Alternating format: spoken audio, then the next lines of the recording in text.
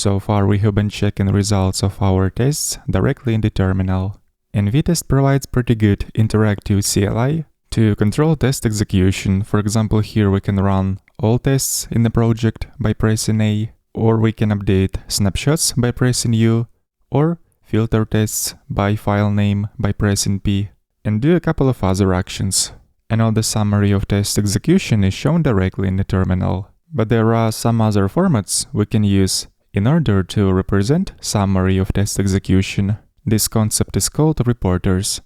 So in here, we can specify different reporters by adding test object and using key reporters with an array of reporter names. So this config has to be added inside Vit configuration file. So let's do this and take a look at the results. I'm gonna add test object with the key reporters. And for now, let's choose only one reporter with the name verbose and see how it affected test summary in the terminal. Right away we're seeing that Vitest has restarted since we have modified configuration. And if before this summary was showing only file names with tests without showing individual scenarios, but now that we have used reporter with the name verbose, besides showing file names, we're also seeing all testing scenarios within every testing file. Those are our test descriptions that we have specified for each test. There are a couple of other formats which we can use to represent these stats. For example, we can also print these stats in the JSON format. And besides showing all the stats in the terminal, we can also output these results in a separate file. And to do so, we have to specify another key inside configuration file. So if we're going to specify only one reporter, which is JSON in the terminal, we will see such output. This is a JSON object. Of course, it is not readable like this. So we can, so to say, redirect this output into a separate file. Let's use another key where we can specify a file name where the output should be redirected. I'm gonna save all the output in the file with the name test-report.json. And just because I currently have Vitest running in the project structure, we can see that this file has been created and the JSON report was generated. Let's open up this file and apply auto formatting. As we can see in here, we have a JSON object with all the summary of test executions. So here we can see how many tests were executed, how many of them were failed, how many passed, and so on.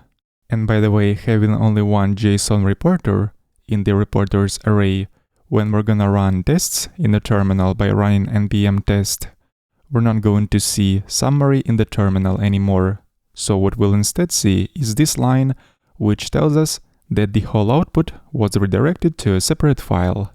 But if we still want to see stats in the terminal, besides outputting it in the file, we need to add additional reporter, like this. And now we're going to see summary in the terminal as well as in a separate file. Let's consider a couple of other formats which we can use to output summary of our test execution. Another option is JUnit, and this will generate test summary in the form of XML. So if we redirect the output of this option into a separate file, here we can specify additional files based on the reporter names, so that Vitest, besides creating JSON file, will also create .xml file. Let's take a look inside this file and see what output Vitest has generated there. And indeed, here we are seeing an XML syntax. Another option would be to use HTML reporter, and what this will do is it will generate separate folder in our project root. By default, this folder is called HTML. As we can see, this folder was generated since I currently have Vitest running. Then we can serve this generated HTML folder by using the following command and see results of test execution directly in the browser. So I'm gonna switch over to the terminal and run this command to open up generated report in the browser. But in order for this reporter type to work, we need to have Vitest UI installed, which we have already installed in one of the previous lessons. And here it is. This is pretty much the same Vitest UI that we have already seen before, with all the summary of our last test execution. So now I'd like to show one more reporter, which is pretty interesting, and this will be the most compact reporter. It is called dot. So let's use only this reporter and see how the stats will look like in the terminal now. So for every past test, Vitest shows such green dots.